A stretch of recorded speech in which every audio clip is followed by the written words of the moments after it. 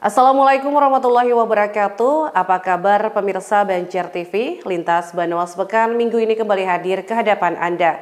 Hari ini edisi Ahad 15 Juni 2025. Serangkaian berita terpilih selama sepekan kami sajikan selama 1 jam ke depan.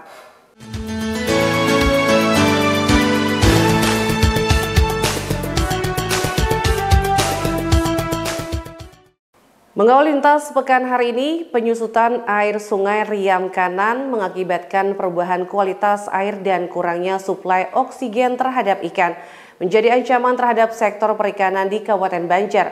Hingga Kamis sore tercatat kematian ikan mencapai 2 ton lebih. Kematian ikan massal kembali terjadi di Kabupaten Banjar. Penurunan debit air sungai yang signifikan disinyalir menjadi penyebab kematian ikan tersebut.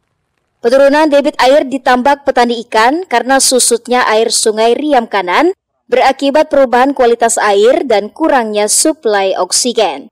Menanggapi kejadian ini, Sekretaris Desa Mali-Mali, Fajrianor menyampaikan agar pembudidaya ikan agar waspada terhadap penurunan debit air ini.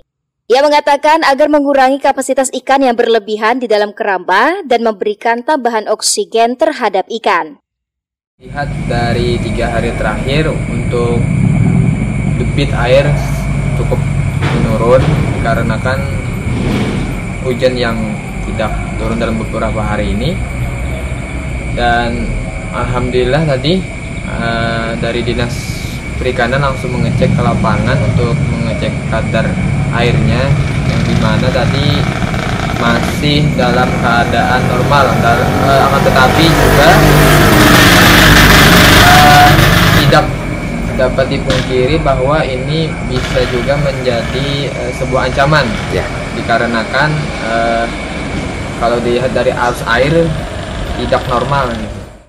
Sementara itu, Kepala Bidang Perikanan Budidaya DKPP Kabupaten Banjar, Bandi Hairullah menerangkan, data sementara kematian ikan mencapai 2 ton lebih, terbanyak ikan nila dan ikan bawal. DKPP Banjar sendiri jauh-jauh hari telah menerbitkan surat imbauan dan pengumuman baik melalui radio dan media sosial maupun turun langsung ke lapangan melalui kelompok budidaya setempat. Nah, sebenarnya masyarakat sudah tahu bahwa antisipasi itu sudah pengalaman mereka, tetapi ya itulah kesadaran masyarakat yang perlu kita himbau terus agar kalau ada penurunan debit, karambanya bisa yang diarahkan lebih ke tengah lagi, yang lebih dalam. Itu sudah dilakukan, ada beberapa kelompok atau beberapa masyarakat yang mau menggeser ke depan. Nah, kalau ada ikan yang mati, tolong diangkat yang matinya. Dan kalau ada indukannya dipindahkan dulu ke tempat media, kolam, atau dititipkan ke tempat teman yang lebih aman. Itu antisipasi. Dan penambahan aerasi oksigen. Bisa kan dengan percikan air dan pemberian pakan, dan kepadatan tebar juga itu sangat mempengaruhi terjadinya kematian ikan tersebut. Bandi menghimbau pembudidaya ikan agar segera mengambil langkah antisipatif guna mencegah kerugian lebih lanjut. Beberapa penyebab kematian massal ikan antara lain keramba terlalu padat sehingga ikan kekurangan oksigen, serta tidak diangkatnya ikan yang mati di keramba membuat naiknya amoniak dan bakteri di keramba. Ahmad Ramadhani, Banjar TV. Informasi lainnya pemirsa, Bandar Udara Syamsuddinor Banjarmasin Kalimantan Selatan resmi kembali menyandang status bandara internasional yang siap melayani rute penerbangan luar negeri di samping haji dan umroh. Bandar Udara Syamsuddinor Banjarmasin Kalimantan Selatan resmi kembali menyandang status bandar udara internasional yang siap melayani rute penerbangan luar negeri. Penetapan ini didasarkan pada keputusan Menteri Perhubungan Republik Indonesia nomor KM 30 tahun 2025. Dengan status internasional ini, Bandara Syamsuddinor bisa melayani penerbangan internasional reguler di samping penerbangan umroh dan haji yang memang sudah berjalan. Menanggapi kabar baik tersebut, Gubernur Kalimantan Selatan Haji Muhyiddin menyatakan apresiasi kepada semua pihak atas kembalinya status internasional yang nantinya dapat membuka peluang besar untuk rute penerbangan luar negeri dari Kalimantan Selatan. Muhyiddin juga meminta kepada JM Angkasa Pura untuk mengajak sejumlah maskapai penerbangan yang siap melayani dua negara terlebih dahulu, yakni Malaysia dan Kuala Lumpur. Nah, ini mudah-mudahan kita yang pertama kita adalah untuk jemaah umrah yang langsung dari Kalimantan Selatan, dan kita juga kepada JM Angkasa Pura untuk mengimbau supaya ada pesawat yang mau berangkat paling tidak dua daerah dulu, Kuala Lumpur dengan Singapura. Nah, jadi karena masyarakat kalau hendak mau coba ke Kuala Lumpur atau Malaysia, karena ada kan kita langsung tidak melalui Jakarta lagi, jadi Purabaya. Jadi kalau ada ke Singapura, nah mudah-mudahan kita bisa ke Singapura, masyarakat yang bisa untuk melihat ke Singapura. Diketahui sebelumnya, status internasional Bandara Syamsuddin-Nor dicabut pada 2 April 2024 melalui keputusan Menteri Perhubungan nomor 31 tahun 2024. Sejak saat itu, pemerintah Provinsi Kalimantan Selatan bersama PT Angkasa Pura terus melakukan berbagai pembenahan fasilitas untuk merebut kembali status tersebut. Salah satunya memperpanjang runway bandara sepanjang 500 meter untuk memenuhi standar bandara internasional. Dengan kembalinya status internasional ini, targetnya tak hanya menjadi bandara keberangkatan haji dan umroh, tapi juga melayani rute reguler ke berbagai negara. Muhail, Banjar TV. Pemirsa, Kalimantan Selatan menjadi provinsi ketiga tercepat nasional dalam hal pelaksanaan musyawarah desa kelurahan khusus pembentukan koperasi desa atau Kelurahan Merah Putih yang berjumlah 1.871 desa dan 144 kelurahan. Provinsi Kalimantan Selatan dinilai menjadi provinsi tercepat ketiga secara nasional dalam hal pelaksanaan musyawarah desa, kelurahan khusus, pembentukan koperasi desa Kelurahan Merah Putih. Tidak hanya itu, Kalsel juga berhasil memenuhi target yang ditetapkan oleh Gubernur Kalsel Haji Muhyiddin saat peluncuran dan dialog di Gor Babu Salam yang mematok target 100% rampung pada tanggal 31 Mei 2025. Namun ternyata hal itu lebih cepat terpenuhi pada tanggal 29 Mei 2025.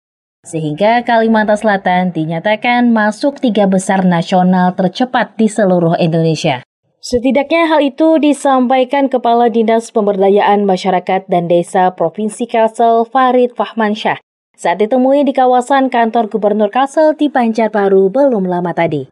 Setelah mendapat target dari Pak Gubernur Kalimantan Selatan, Pak Haji Muhyiddin, bahwa Kalimantan Selatan harus segera melaksanakan musyawarah desa khusus untuk pembentukan koperasi desa kelurahan se-Kalimantan Selatan, di mana jumlahnya yang menjadi target adalah 1.871 desa dan 144 kelurahan. Total ada 2.015 desa dan kelurahan yang harus melaksanakan musyawarah desa khusus. Dan target Pak Gubernur itu adalah tanggal 31 Mei harus selesai. Dan alhamdulillah dukungan dari beliau, kemudian support dari beliau juga, dan kerjasama yang baik dengan kabupaten kota, dengan kecamatan, dengan desa, dengan kelurahan, dan instansi terkait. Alhamdulillah di tanggal 28 Mei 2025 kita sudah melaksanakan 100% 2.015 desa kelurahan yang melaksanakan musyawarah desa kelurahan se-Kalimantan Selatan. Dan itu adalah kita masuk 3 besar nasional yang tercepat menyelesaikan musyawarah desa dan kelurahan tersebut. Lebih jauh, Farid menyatakan dengan telah rampungnya musyawarah desa kelurahan khusus tersebut, maka akan ditindaklanjuti oleh Dinas Koperasi dan UMKM untuk pembentukan koperasinya, dan selanjutnya didaftarkan ke notaris dan Kemenkumham.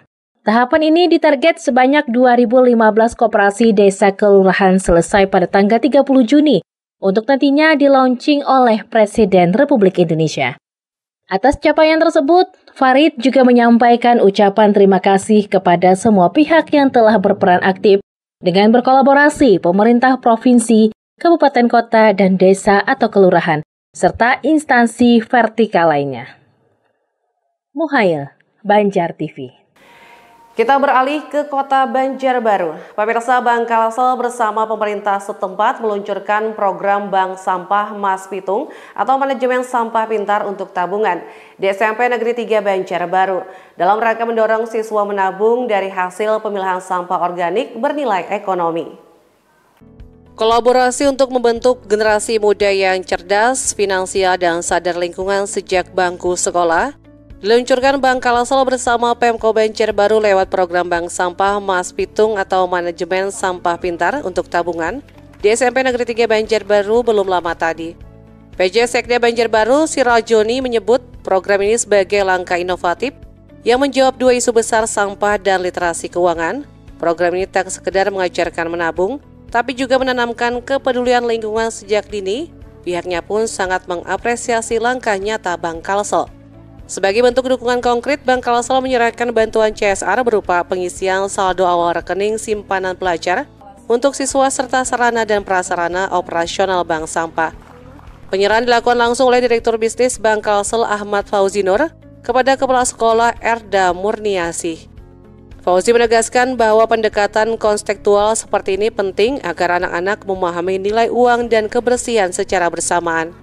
Ia ingin menunjukkan bahwa menabung bisa dimulai dari hal sederhana, dari botol plastik bisa jadi tabungan. Harapannya sekolah menjadi ekosistem yang bersih dan melek keuangan. Nantinya program Bank Sampah Mas Pitung terintegrasi dengan produk Simple milik Bank Kalsel. Eko Anggoro, Banjar TV. Usai jeda berikut, pemirsa, bimbingan pembelajaran tahsin KKG PAI SD Sungai Raya Hulu Sungai Selatan, tetaplah bersama kami.